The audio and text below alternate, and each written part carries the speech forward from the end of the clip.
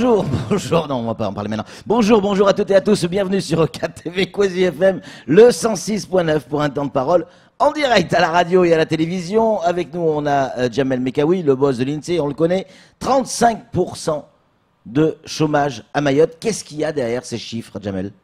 Oui, alors ce qui est important est de préciser que c'est un taux de chômage au sens du BIT. Ça veut dire quoi? Donc c'est une mesure qui est réalisée dans tous les pays du monde et singulièrement dans tous les territoires de France, et qui en fait permet de mesurer un taux de chômage à un sens que je vais définir, mais qui permet à la fois de comparer les territoires et de comparer aussi dans le temps.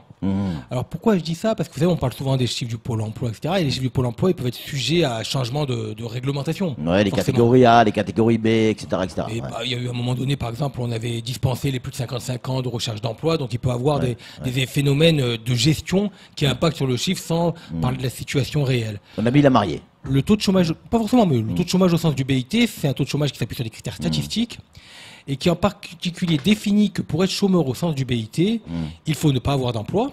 Donc au cours de la semaine précédente, cette question se porte sur une semaine très précise, il faut faire des démarches actives de recherche d'emploi, c'est souvent ça qui est le plus discriminant.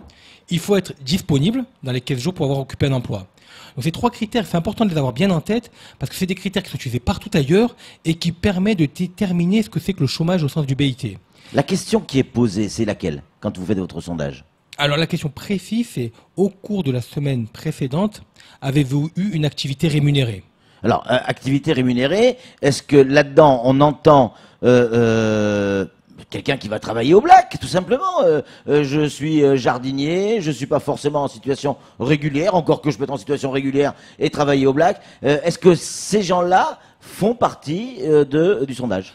La question ne met pas en exergue le fait de le faire de manière légale ou illégale. D'accord. Donc, Donc a priori, quelqu'un oui. qui touche de l'argent au black rentre dans ce... Tout à fait. D'accord.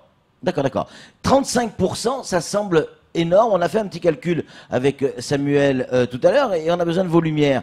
Est-ce que on peut rattacher ce chiffre à la dernière étude de la répartition de la population ou pas du tout?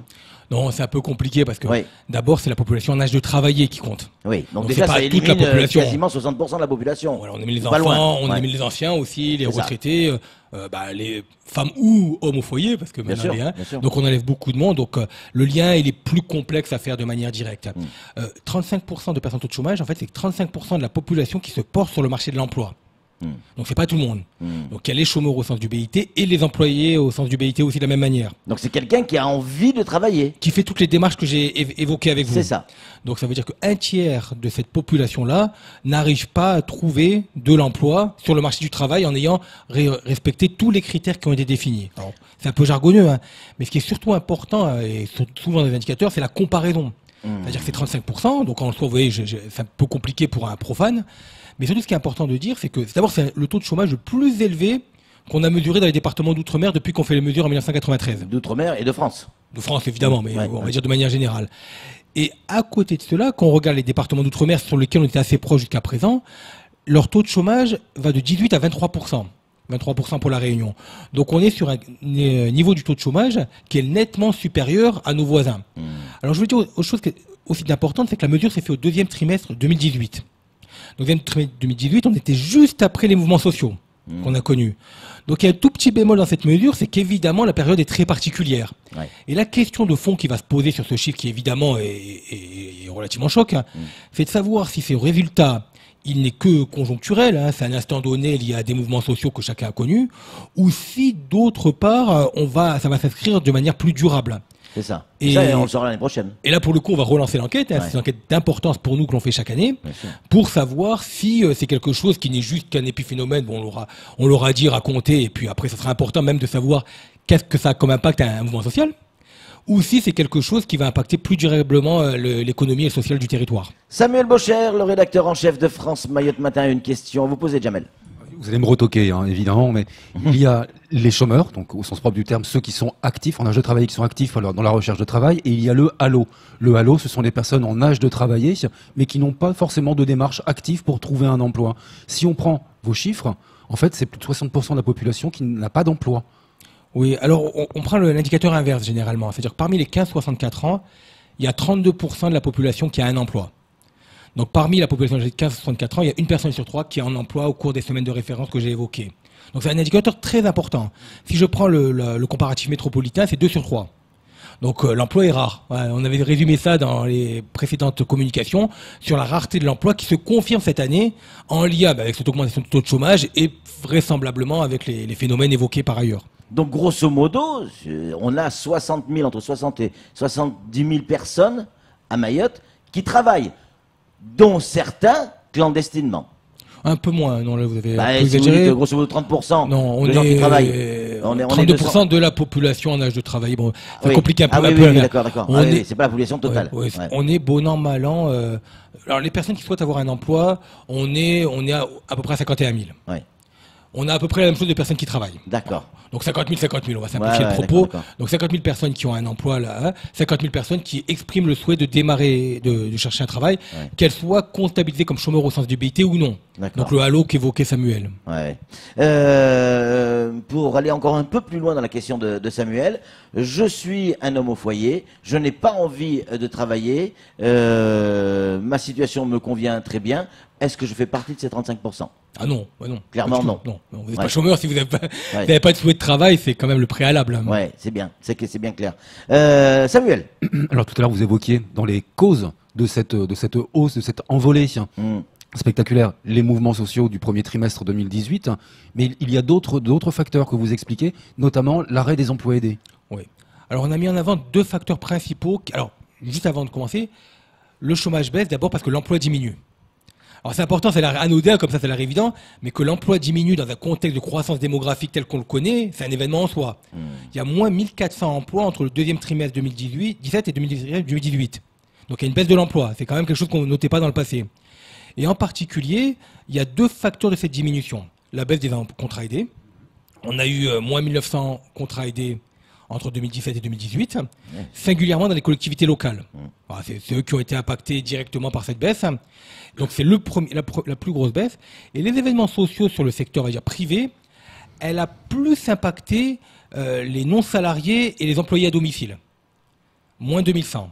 Et en particulier, ce qu'on dit, c'est que comme on est dans une période de réduction du pouvoir d'achat, de consommation plus faible, vraisemblablement, la population de Mayotte a été en moins usage d'utiliser des non-salariés ou basiquement des emplois domestiques. Donc c'est assez notable avec une baisse très forte. Et d'ailleurs, pour la petite heure, qui s'impacte directement sur une augmentation forte du taux de natif des étrangers, ou de l'étranger. Vous voyez bien, on est passé d'un taux de chômage de 42 à 51% pour les natifs de l'étranger, en lien direct avec cette diminution de l'emploi non salarié et à domicile. C'est-à-dire que l'immigration impacte le chiffre du Clairement. nombre de chômeurs. Bah, la migration impacte, mais le taux de chômage augmente beaucoup parce que la crise sociale qu'on a rencontrée a impacté de manière plus directe l'emploi de cette population. Et ce sont les femmes qui sont les plus touchées dans les pertes d'emploi, mais de manière significative. Pour quel motif Alors là, c'est aussi en lien avec le message précédent. Pour les femmes, on fait le lien direct avec le contrat aidé.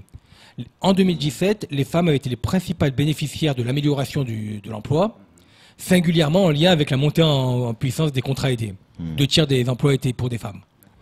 Et là, avec évidemment la disparition ou la réduction massive de ces contrats aidés, ce sont elles qui, plus significativement, augmentent leur taux de chômage. La même question que je vous pose à chaque fois, à quoi ces chiffres-là vont servir? À qui ils vont servir? Est-ce que par exemple à Paris, dans le cadre du débat national dont on entend parler partout, est-ce que ce chiffre-là, parce que vous l'avez dit tout à l'heure, c'est un chiffre choc, 35%, à quoi ça va servir?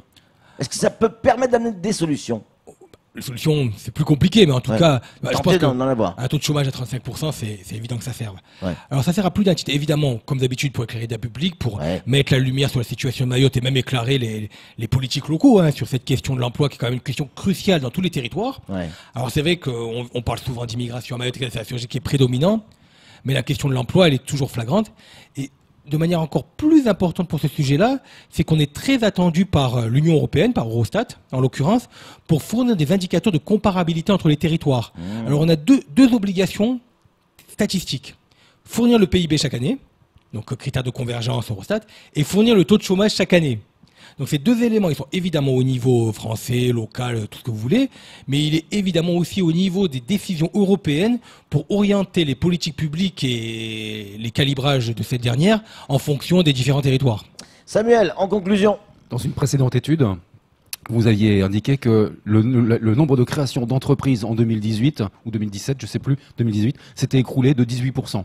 Très mauvais score, puisque l'année précédente, il y avait eu beaucoup plus de créations. Est-ce qu'on peut associer la hausse du chômage à la baisse du nombre de créations d'entreprises? Bon, pas totalement, mais en tout cas sur la partie non salariée, oui. On a beaucoup moins de non salariés et typiquement c'est en lien direct avec la baisse de la création d'entreprises. On fait baisser le niveau national également avec notre gros chiffre, parce qu'il y a une moyenne nationale. Vous parliez de l'Europe tout à l'heure. À un moment donné, il y a une moyenne nationale. Il y a une moyenne au moins sur les DOM. À cause de Mayotte, on fait baisser la moyenne. On est peu. Hein. On compte pas grand chose sur une population. On est à Mayotte, sur la pression, mais en termes de pourcentage, etc. Mais on est sur des éléments assez faibles en termes de représentativité de la globalité. Alors qu'on avait intégré les départements d'outre-mer, parce que avant on ne faisait pas un taux de chômage national avec l'outre-mer, qu'on avait intégré l'outre-mer, on avait changé un chiffre après la virgule. Donc ça ne changeait pas radicalement le message. Les 9% actuellement en métropole ne vont pas drastiquement évoluer à cause de ce résultat. Vous qui avez l'habitude des chiffres et des sondages, est-ce que 35% pour vous c'est aussi, ou c'est que pour nous, c'est un chiffre qui vous choque? C'est un chiffre très important, hein, vraiment, 35%, que je vous l'ai dit. Hein. Alors que la question du chômage de masse dans les territoires, les départements d'outre-mer, c'est une question de politique publique très importante. Hein. Si vous discutez avec vos collègues des autres outre-mer, la question de l'emploi, c'est la question cruciale. À La Réunion, c'est une question de fond. Et pourtant, dans ces territoires n'ont jamais atteint ce taux-là. Donc évidemment, le taux de chômage qui s'établit à 35%, en espérant que ce ne soit que conjoncturel, hein, que la situation va vite se rétablir et que ce ne soit qu'un épiphénomène associé à la crise sociale de l'année dernière, est évidemment un message inquiétant. Moi, personnellement, je suis choqué parce que pendant la crise de 29 aux États-Unis, le taux de chômage avait grimpé à 22%. Et c'était la plus grande crise. Nous, on est à 35%. Oui. Alors après, la crise est très profonde. En outre-mer, hein, de manière générale, et évidemment à Mayotte, on a des taux de chômage tellement élevés qu'en fait, on s'y habitue un petit peu. Et il est évident que si des taux de chômage de cette nature étaient vérifiés en métropole, par exemple, vous verrez bien, déjà, il y a des crises sociales, des problèmes. Si on avait un taux de chômage à 35% dans un territoire métropolitain, on serait dans des situations dramatiques, beaucoup plus que celles qu'on connaît actuellement. Merci beaucoup, Jamel Mekawi. C'est le patron de l'INSEE. 35% de personnes qui cherchent du travail. C'est tout simplement énorme. On n'a pas fini d'en reparler. Merci d'être venu et de nous avoir éclairé sur ces chiffres. C'est tout pour ce temps de parole. Tout de suite, la suite de notre programme.